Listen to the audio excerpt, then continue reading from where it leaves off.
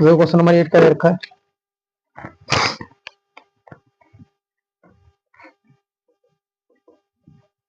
Question number 8 दे रखा है, व्याख्या कीजिए कि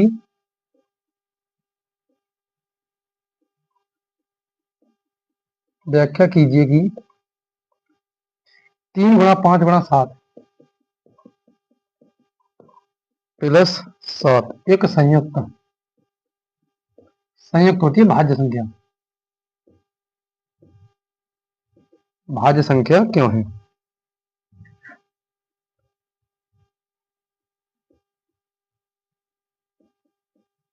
क्यों है? ठीक है, तो भाई बताना हमें ये कि भाज्य संख्या क्यों है।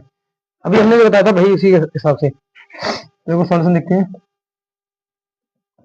तो पहले देखते हैं भाज्य संख्या क्या होती है। भाज्य संख्याएं वे संख्याएं होती हैं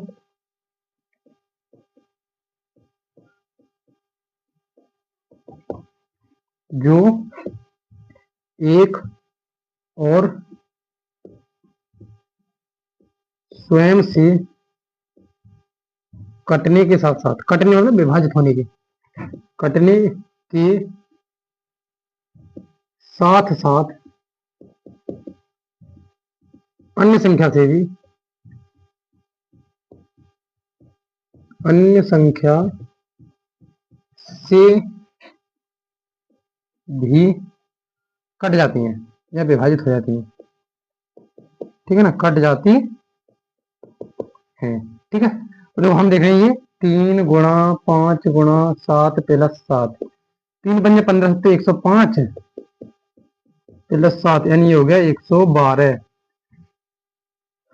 तो ये देखो ये किससे कट जाएगी, ये देखो एक से भी कट जाएगी, 2 से भी कट जाएगी, और देखो 17 नहीं कितना होता है 16 से 16 7 112 यानी 4 से भी कट जाएगी, 8 से भी कट जाएगी, बहुत सी संख्या है, और अन्य से भी 112 से भी कट जाएगी। तो लिख देंगे अतः, और भी है बहुत सारी, मैं लिखने का पूरी। अतः यह है एक, ऐसे ही लिखते, ऐसे लिखते हैं कि 3 गुणा 5 गुणा 7 प्लस 7 एक भाज्य संख्या है। क्या है? एक भाज्य संख्या है। भाज्य है या संयुक्त है? क्योंकि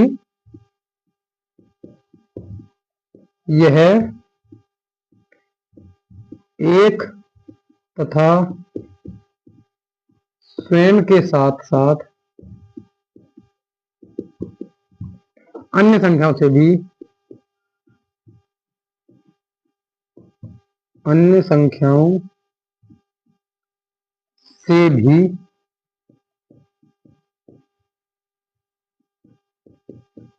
विभाजित हो रही है। ठीक है, ये व्याख्या करनी थी कि ये मतलब भाज्य संख्या क्यों है। क्यों है भाज्य संख्या? क्योंकि एक और स्वयं के साथ साथ अन्य संख्याओं से भी विभाजित हो रही है। ठीक है, क्लियर है? देख लो अच्छे से, फिर चलते हैं क्वेश्चन नंबर 9 की तरफ, देखते हैं क्वेश्चन नंबर 9 क्या कह रहा है। देखो कुछ क्वेश्चन इसमें रिपीट हो गए, यही समझ लो, मतलब रिपीट का मतलब ऐसा ही हमने पीछे भी किया था,